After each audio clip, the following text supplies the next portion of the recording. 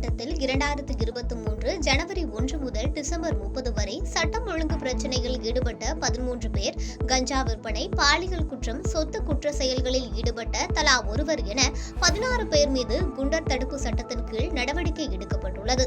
மேலும் நடப்பாண்டில் தடை செய்த புகையிலை பொருள் விற்ற 359 பேர் மீது வழக்கு பதிவு செய்து 1617 கிலோ குட்கா பறிமுதல் செய்யப்பட்டது என்றும், கஞ்சா விற்ற 123 பேர் மீது 63 வழக்கு பதிவு செய்து 391 கிலோ கஞ்சா பறிமுதல் செய்யப்பட்டது தொடர்பாக 119 பேரின் வங்கிக் கணக்கு முடக்கப்பட்டது என்றும் ராமநாதபுரம் மாவட்ட எஸ்பி தங்கதுரை தெரிவித்துள்ளார்.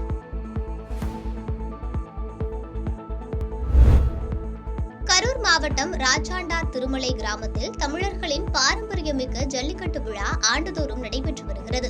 இந்த நிலையில் ஜல்லிக்கட்டு விழா நடைபெறும் பகுதியில் வாடிவாசலுடன் கூடிய கலையரங்க மேடை அமைக்க வேண்டும் என்று குளித்தலை சட்டமன்ற உறுப்பினர் மாணிக்கத்திடம் கிராம மக்கள், ஜல்லிக்கட்டு ஆர்வலர்கள் கோரிக்கை விடுத்து வந்தனர்.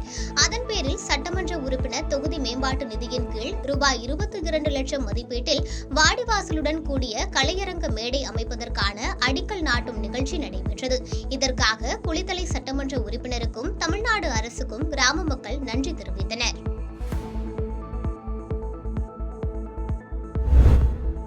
தெலுங்கானா மாநில ஆளுநர் தமிழிசை சவுந்தரராஜன், தமிழக கைத்தறித்துறை அமைச்சர் காந்தி ஆகியோர் விஐபி பிரேக் தரிசனம் மூலம் இன்று காலை ஏழுமலையானை வழிபட்டனர்.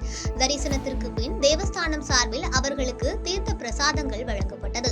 தொடர்ந்து வேத பண்டிதர்கள் வேத ஆசி வழங்கி கௌரவித்தனர். பின்னர் கோவிலில் இருந்து வெளியில் வந்த தெலுங்கானா ஆளுநர் தமிழிசை சவுந்தரராஜன் செய்தியாளர்களிடம் பேசுகையில், நாட்டு மக்கள் நலம், வளம் ஆகியவற்றுடன் வாழ அருள் புரிய வேண்டும் என்று புத்தாண்டு துவக்க நாளான இன்று ஏழுமலையானிடம் வேண்டிக் கொண்டேன் என்று அவர் கூறினார்.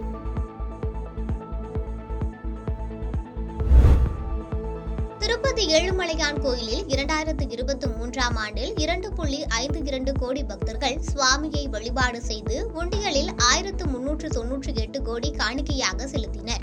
ஒவ்வொரு மாதமும் 100 கோடியை தாண்டியுள்ளதாக கூறப்படுகிறது. அதிகபட்சமாக ஜூலை மாதத்தில் 129 கோடியும், குறைந்தபட்சமாக நவம்பர் மாதத்தில் 108 கோடி வருமானம் வந்துள்ளதாக கூறப்படுகிறது. மேலும் டிசம்பரில் 116 கோடி கிடைத்துள்ளது என தேவஸ்தானம் அறிவித்துள்ளது.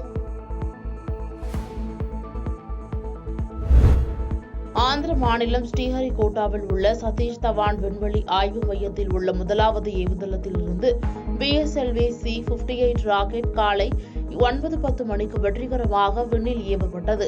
இதில் பொருத்தப்பட்டுள்ள எக்ஸ்போசாட் என்ற செயற்கைக்கோள் பூமியிலிருந்து 650 கிலோமீட்டர் உயரத்தில் புவிவட்ட பாதையில் நிலைநிறுத்தப்படுகிறது. அங்கிருந்து விண்வெளியில் உள்ள நிறமாலை, தூசு, கருந்துளை, வாயுக்களின் மேகக்கூட்டமான நெபுலா உள்ளிட்டவற்றை ஆராயவுள்ளது. இது தவிர காலநிலை பற்றி ஆய்வு செய்வதற்காக திருவனந்தபுரத்தில் உள்ள Lal Bahadur Shastri institute of technology மாணவிகள் தயாரித்த வெசாட் என்ற செயற்கைக்கோளும் விண்ணில் ஏவப்பட்டது. BSLV C-58 ராக்கெட் வெற்றிகரமாக விண்ணில் ஏவப்பட்ட நிலையில் இஸ்ரோ விஞ்ஞானிகளுக்கு பல்வேறு தரப்பினர் வாழ்த்து தெரிவித்து வருகின்றனர்.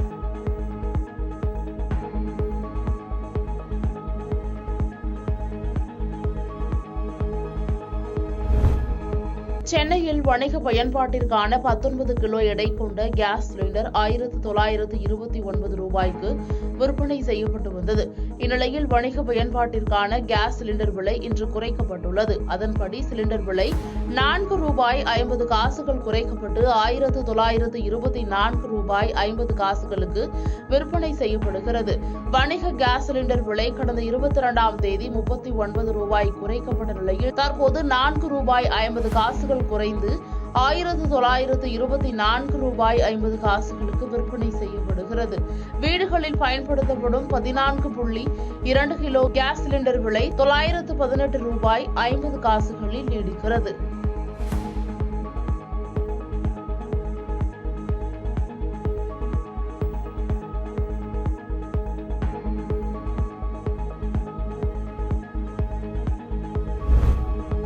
உலகம் முழுவதும் இன்று ஆங்கில புத்தாண்டு கொண்டாடப்பட்டு வருகிறது. புத்தாண்டை ஒட்டி அரசியல் தலைவர்கள் பலரும் வாழ்த்து தெரிவித்து வருகின்றனர்.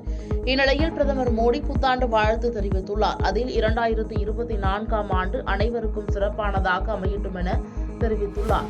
புத்தாண்டை ஒட்டி இந்தியாவில் உள்ள வழிபாட்டு தலங்கள் வண்ண விளக்குகளால் அலங்கரிக்கப்பட்டுள்ளன. பொதுமக்கள் அதிகாலையில் இருந்து வழிபாட்டு தலங்களுக்கு சென்று சாமி தரிசனம் செய்து வருகின்றனர். புத்தாண்டை ஒட்டி நேற்றிரவு கிறிஸ்தவ தேவாலயங்களில் சிறப்பு பிரார்த்தனை நடைபெற்றது. இதில் ஏராளமானோர் கலந்து கொண்டனர்.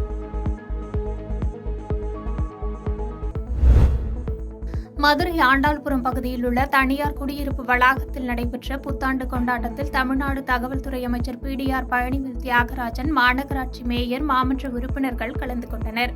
தொடர்ந்து புத்தாண்டு கலை நிகழ்ச்சியில் நடத்தப்பட்ட போட்டிகளில் வெற்றி பெற்றவர்களுக்கு அமைச்சர் பரிசுகளை வழங்கி பாராட்டி ஆங்கில புத்தாண்டு நல்வாழ்த்துக்களை தெரிவித்தார்.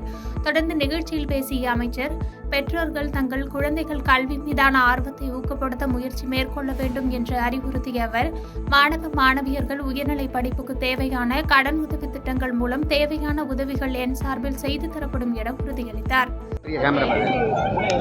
ஓகே, என் நேம் வந்துட்டு பிரபாகரன். நான் 7th படிக்கிறேன். ஸோ இப்போது இங்கே வசுதாரால லாஸ்ட் டைம் விட இந்த டைம் ரொம்பவே நல்லா இருந்துச்சு. நிறைய டான்சர்ஸில் ப்ரோக்ராம்ஸ்லாம் இருந்துச்சு. ரொம்பவே நல்லா இருந்துச்சு. எல்லாருக்கும் ஹாப்பி நியூ இயர். தேங்க்யூ. 2022-23 நான் ரொம்ப கஷ்டப்பட்டேன். நான் நினச்ச எதுவுமே நடக்கலை. சரி, 2024 நடக்கும்னு நான் நினைக்கிறேன். நடந்துச்சுன்னா நல்லாயிருக்கும். எல்லா பேத்துக்கும் ஹாப்பி நியூ இயர். உலக புகழ்பெற்ற திருச்செந்தூர் சுப்பிரமணிய சுவாமி திருக்கோவிலில் புத்தாண்டு தினத்தை முன்னிட்டு அதிகாலை 1 மணிக்கு கோவில் நடை திறக்கப்பட்டு விஸ்வரூப தீபாராதனையும் உதய மார்த்தண்ட அபிஷேகமும் நடைபெற்றது.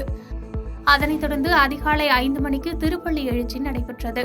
மேலும் புத்தாண்டை முன்னிட்டு அதிகாலை நடைபெறக்கூடிய விஸ்வரூப தரிசனத்தை காண தமிழகத்தின் பல்வேறு பகுதிகளில் இருந்தும் ஏராளமான பக்தர்கள் நள்ளிரவு முதலே கோவிலில் குவிந்திருந்தனர்.